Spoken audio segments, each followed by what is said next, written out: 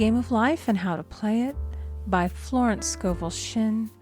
Chapter 3, The Power of the Word. By thy words thou shalt be justified, and by thy words thou shalt be condemned. A person knowing the power of the word becomes very careful of his conversation. He has only to watch the reaction of his words to know that they do not return void.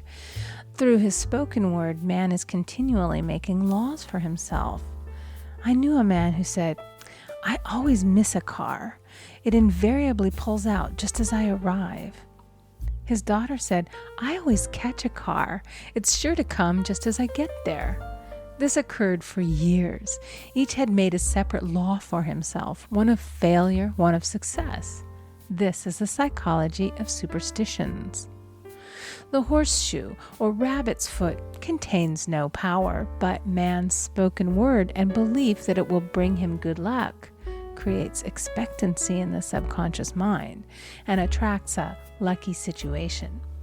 I find, however, this will not work when a man has advanced spiritually and knows a higher law. One cannot turn back, and one must put away graven images. For example, 2 men in my class had great success in business for several months, when suddenly everything went to smash. We tried to analyze the situation, and I found, instead of making their affirmations and looking to God for success and prosperity, they had each bought a lucky monkey. And I said, "Oh, I see. You have been trusting in the lucky monkeys instead of God. Put away the lucky monkeys and call on the law of forgiveness, for man has power to forgive or neutralize his mistakes."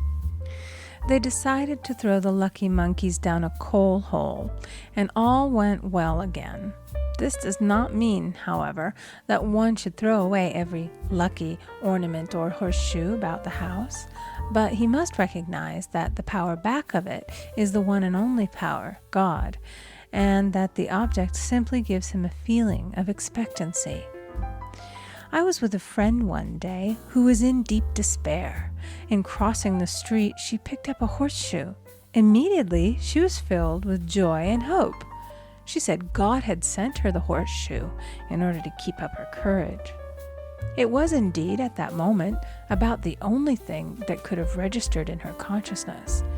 Her hope became faith, and she ultimately made a wonderful demonstration.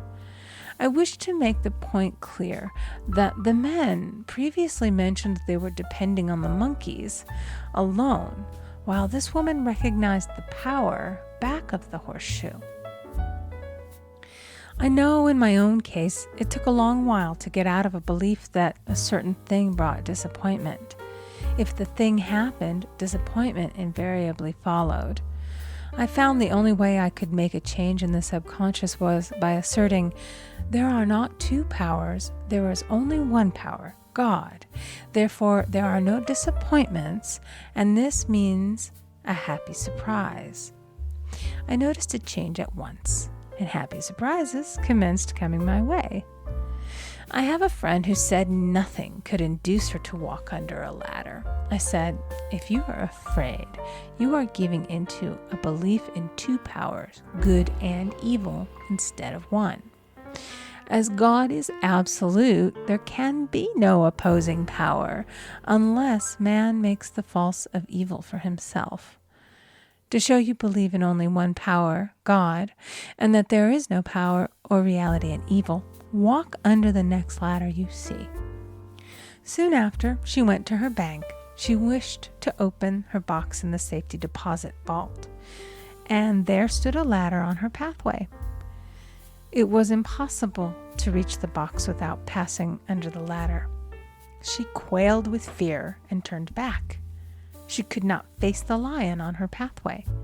However, when she reached the street, my words rang in her ears, and she decided to turn and walk under it. It was a big moment in her life, for ladders had held her in bondage for years. She retraced her steps to the vault, and the ladder was no longer there. This so often happens. If one is willing to do a thing that he is afraid to do, he does not have to. It is the law of non-resistance, which is so little understood.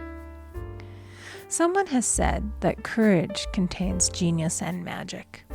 Face a situation fearlessly, and there is no situation to face. It falls away of its own weight. The explanation is that fear attracted the ladder on the woman's pathway, and fearlessness removed it. Thus, the invisible forces are ever working for the man who is always pulling the strings himself, though he does not know it. Owing to the vibratory power of words, whatever man voices, he begins to attract. People who continually speak of disease invariably attract it.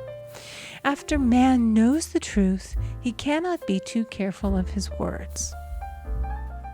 For example, I have a friend who often says on the phone, "Do come to see me and have a fine old-fashioned chat."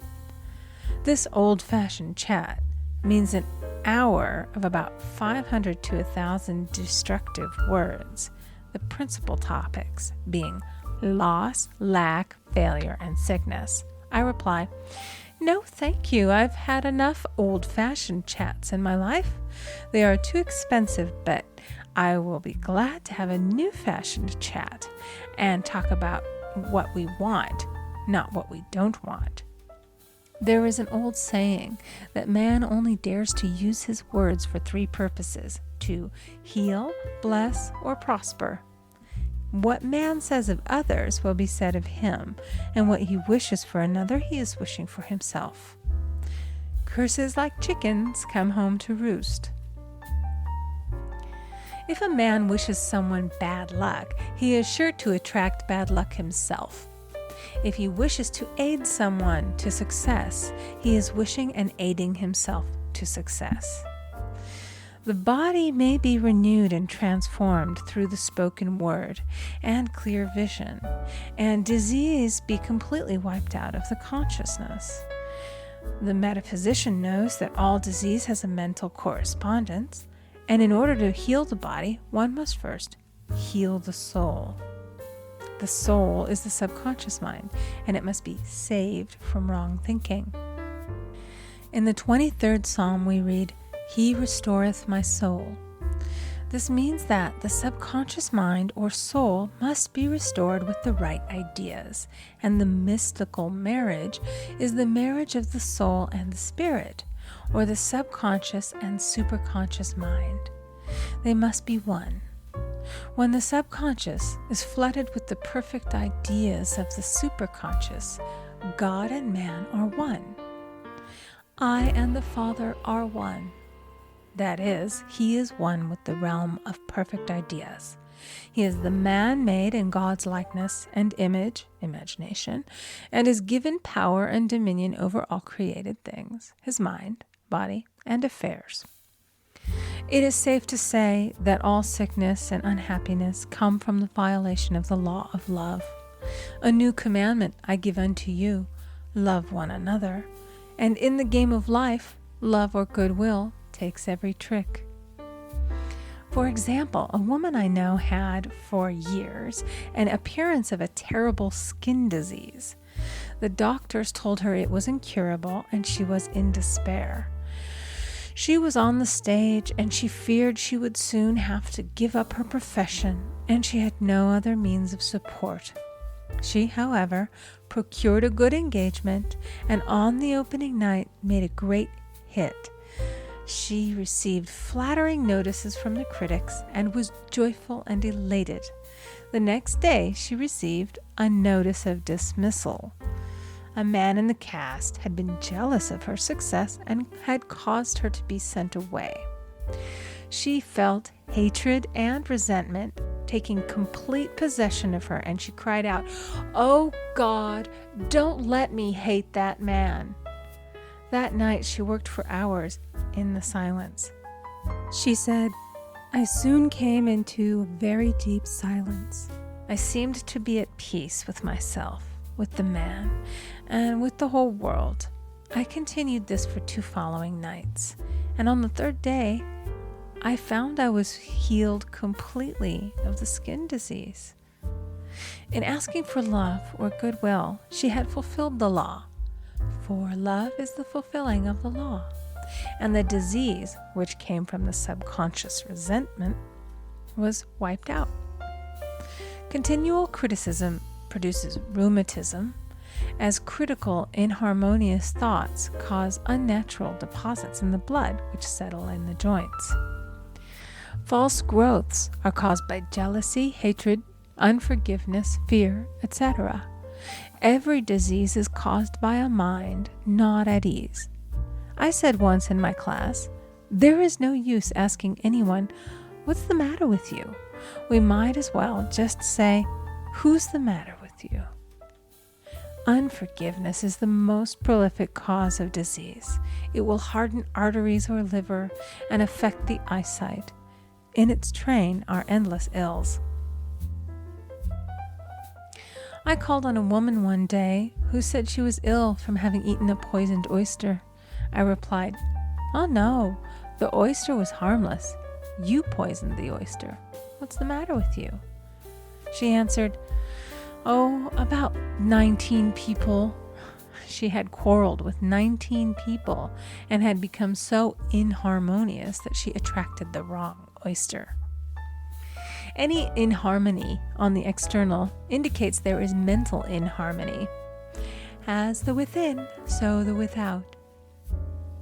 Man's only enemies are within himself, and a man's foes shall be they of his own household.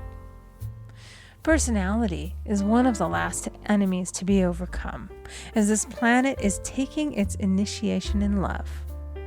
It was Christ's message, peace on earth, goodwill toward man. The enlightened man, therefore, endeavors to perfect himself upon his neighbor. His work is within himself, to send out goodwill and blessings to every man, and the marvelous thing is that if one blesses a man, he has no power to harm him. For example, a man came to me asking him to treat for success in business. He was selling machinery, and a rival appeared on the scene with what he proclaimed was a better machine, and my friend feared defeat. I said, first of all, we must wipe out all fear and know that God protects your interests and that the divine idea must come out of the situation. That is, the right machine will be sold by the right man to the right man. And I added, don't hold one critical thought toward that man. Bless him all day and be willing not to sell your machine if it isn't the divine idea. So he went to the meeting, fearless and non-resistant, and blessing the other man. He said the outcome was very remarkable. The other man's machine refused to work, and he sold his without the slightest difficulty. But I say unto you, love your enemies, bless them that curse you, do good to them that hate you, and pray for them which spitefully use you and persecute you. Goodwill produces a great aura of protection about the one who sends it, and no weapon that is formed against him shall prosper. In other words, love and goodwill destroy the enemies within oneself. Therefore, one has no enemies on the external. There is peace on earth for him who sends goodwill to man. End of chapter 3. Recording by Amy Conger.